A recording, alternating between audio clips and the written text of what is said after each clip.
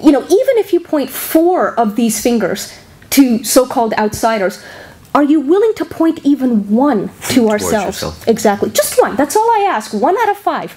Make it the pinky. Make it the shortest one, okay?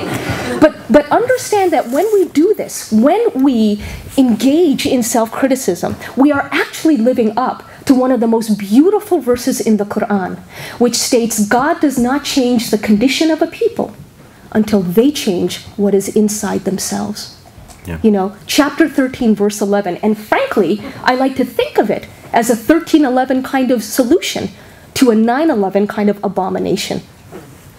So again, I very much come from a place of faith when I talk about the need for introspection. But I'm going to say one other thing about this, which I alluded to just a few moments ago, but it cannot be said enough.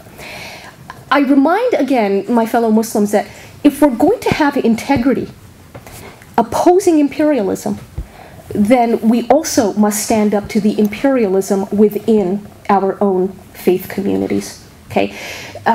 Arab news sources, forget English language news sources or Swedish language news sources, Arab language news sources have been studied over the last, decade, and it has been shown conclusively by Arab researchers, for what that, counts, that more Muslims are being tortured and murdered at the hands of fellow Muslims than any foreign imperial power. Yeah. And it gets to the point, actually, of what respect has come to mean as well, right? I go to university campuses all over the world, and it's such a pattern that the emotional walls go up with these kids, and, I teach students, so I'll respectfully refer to them as kids. The emotional walls go up, the hand goes up, respect me.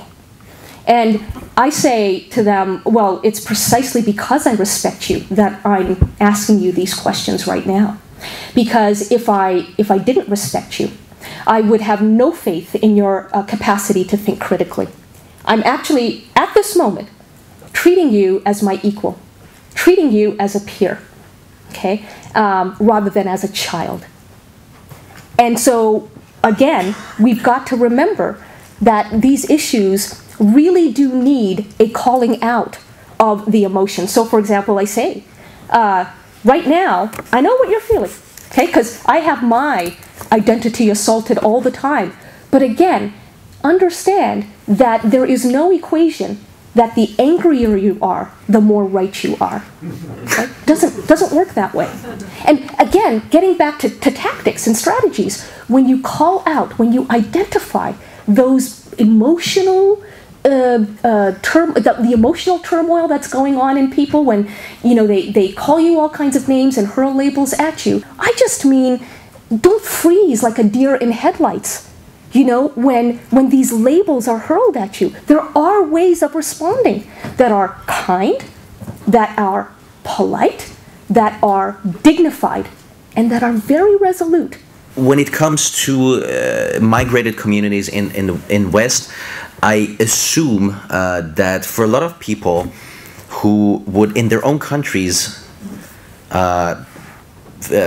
turn criticism towards themselves, their own group. Right. When they come here, yeah, they kind of feel the need to protect what's theirs. Right.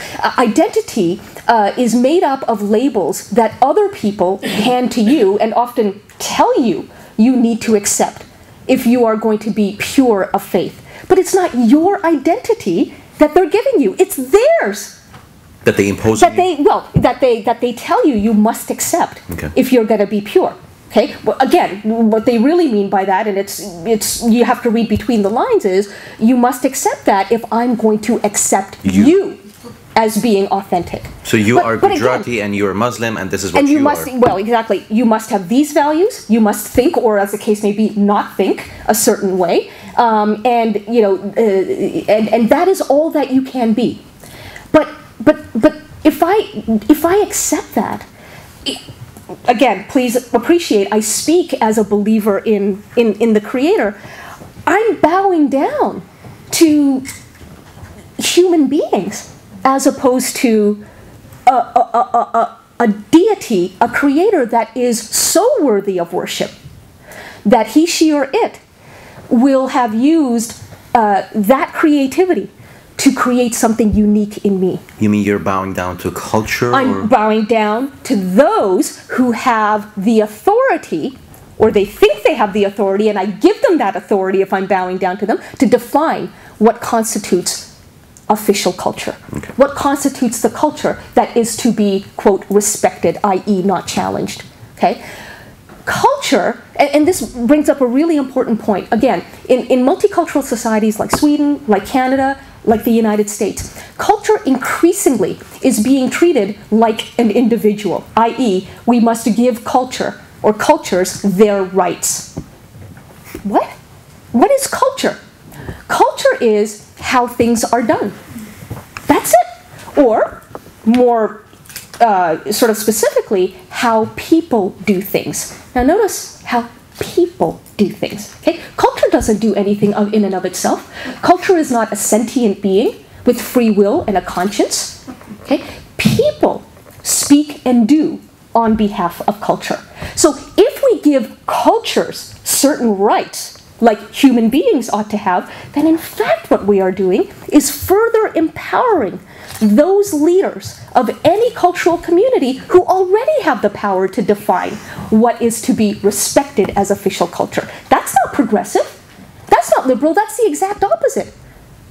If you're going to be, again, forward-thinking, it seems to me that what you would want to try and do is lessen the disparity of power within cultural communities rather than feed that disparity of power. So one of the things, again, a tip, and I learned this, by the way, from a Scandinavian anthropologist, is that the next time you are told you must respect a custom, ask yourself, what does my respect for that custom do to the most vulnerable in that community? If it makes them more isolated, such as women and children, if it makes them more isolated, more insulated, and therefore further endangered, you don't owe that custom any respect. Quite the opposite, in fact. Is how, as a brown-skinned Muslim, call me whatever else you want, Canadian, I have no problem criticizing certain aspects of Canadian culture. And nobody, Nima, nobody says to me, you're not allowed because you weren't born in this country. No, my fellow Canadians totally accept me as a Canadian. Once again, back to the double standards for a second. I find it, again, fascinating that, Muslims in Europe, in Muslim-majority countries, have no problem excoriating U.S. foreign policy. If somebody said, if you're excoriating U.S. foreign policy, and please go ahead, because there are certain elements of it that deserve that kind of, that kind of disrespect. So go right ahead. But imagine if somebody said to me, as a Canadian and a Muslim, you can't go there. You can't criticize U.S. foreign policy. You don't know the culture of America. You don't know what those soldiers have gone through. And by the way, you also don't know military culture. So you don't understand. You can't put yourself in their shoes. Can you imagine anybody saying, oh my God, you're so right. I'm so sorry. I'm so sorry. I didn't mean to offend. Nobody would say that. Respect the military culture. And why would nobody say that? Because it's stupid. Okay? Nobody would say that because nobody should say that. It's just absurd. Similarly, it is absurd to say to a non-Muslim or to an agnostic, who comes from Muslim heritage, you can't say that about my religion or about my culture. Please do, because you're treating me as an equal when you do that.